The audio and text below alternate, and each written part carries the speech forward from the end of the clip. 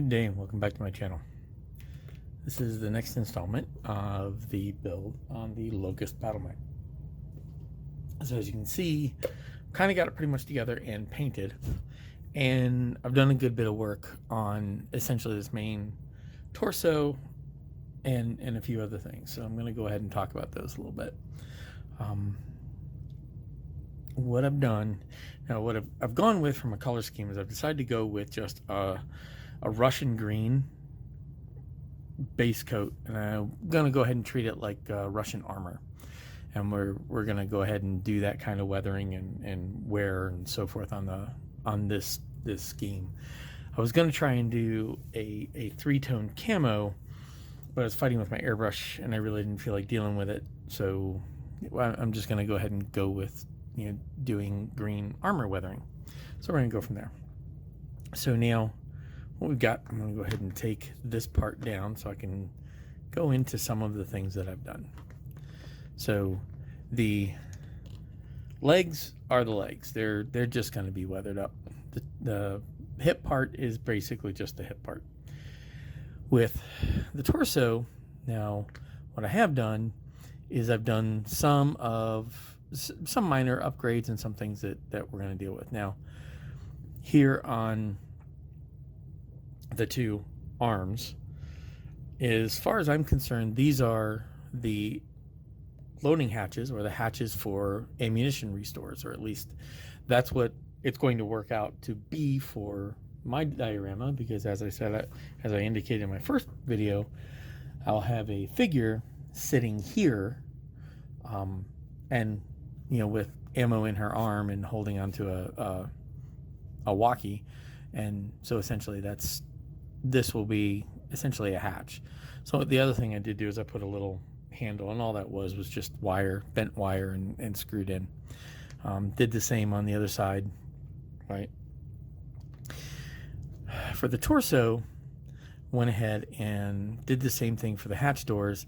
Now this is the hatch door, and it is tacked in place. That is there pretty much only to cover it while I did the base coating and do some of the weathering.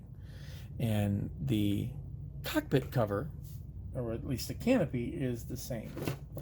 And one second while I try to find what I did with the other one. All right, apologize for that little delay there. I had a piece laid out, and apparently I had not laid it where I could find it. So as I was saying, this cover is put back in place, and that's pretty much just to cover the cockpit for me doing the weathering. And what I have, I can go ahead and pop this off, or I should be able to just pop it off there, and that is what I have done for the cockpit. I will go back and do a little more detailed work. Let me see if I can get a light down into it from where we are. There we go. And done the cloth tape seat belts and some photo etch pieces that I just had laying around. So the idea originally was this whole, I was going to have like a big compartment from here to here that would be storage. But then when I got into working on the scale, it turns out I didn't have room for the cockpit, the pieces and all that to work with the space in here. So it ended up making it flat and short. So the way this is now is I've made a shorter version. I basically shortened it around the cockpit, or around the seat of the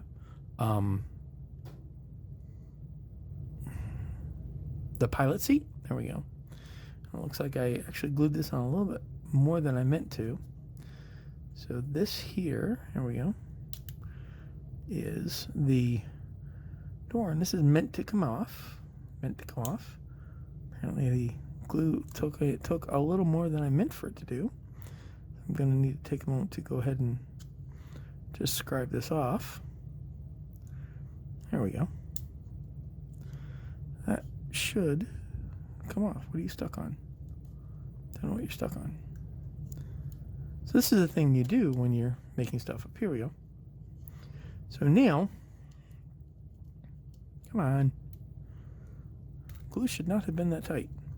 So essentially that's what the compartment will have. Now obviously I have to detail up around the edge here.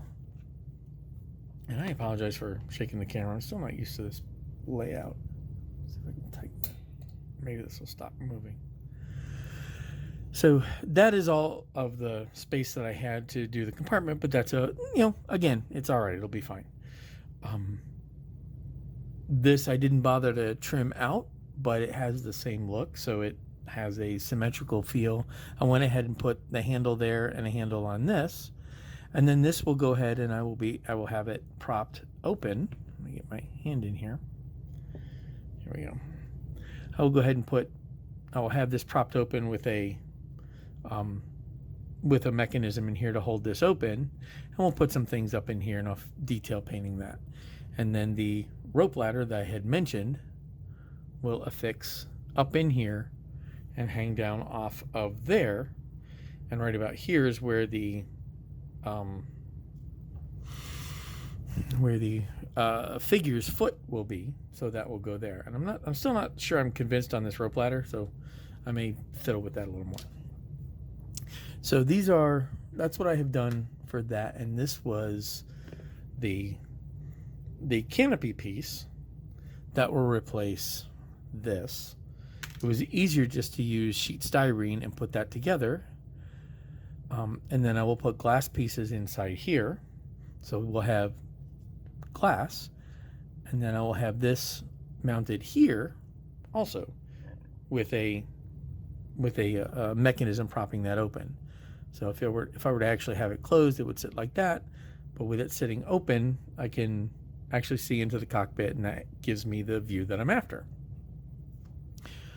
So the customized work I had to do here, there was a lot of fiddling with this cockpit tub and fiddling around with the building out the back of this. And I'll put a couple pictures up here of what I had to do, just sort of building things flat out. But essentially that was just scratch building and then putting in putty and so forth to make the pieces. So now with this much done, it's time to start. And I mentioned this, like when I said I was going to cut this off and cut the top piece off, that I was going to use plates to cover the cuts. And you can see very faintly there and very faintly there that this where those cuts were, right, when I made the cut to take the top part of this off. And then all I did was lay out cardstock in armor plate shapes here, here, here, and here to cover that. And then I also put some other pieces up here, again, to camouflage where that seam is. So that's just being a little creative. Other thing I did here is to give a little more life to these intakes. I had some of this, so I just cut that in and put that in there, and then we'll go ahead and detail that out. So now that we have that done, it's time to start the weathering process. And we're going to treat this, again, like I had said in the past, this is going to be worn. This isn't going to be clean. It's going to be dirty. It's going to be worn. It's going to be worn out. So we're going to chip the heck out of this thing. I don't know that I'm going to do much rusting, but I am going to do distressing, a lot of distressing.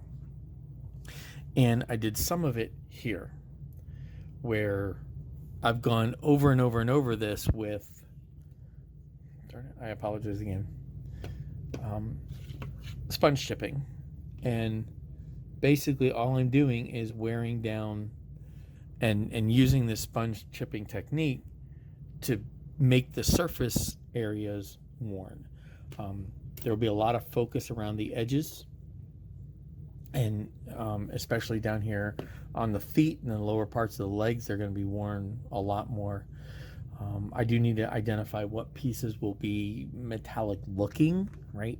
So like these joints here, I feel should be more metallic rather than painted, kind of like the wheels on on armor.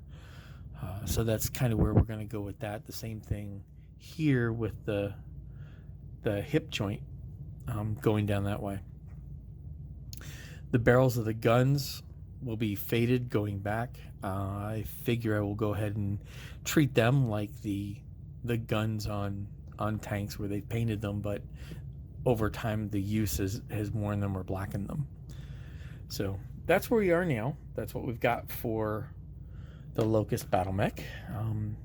When I come back next time, we'll have gotten through the distressing, and we'll move on to the weathering pieces, which will be, you know, another thing to talk about.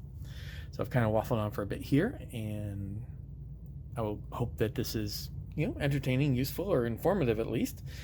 And I'll throw up a couple of pictures here with the sort of the steps I did to build out this cockpit piece. And until next time, happy modeling.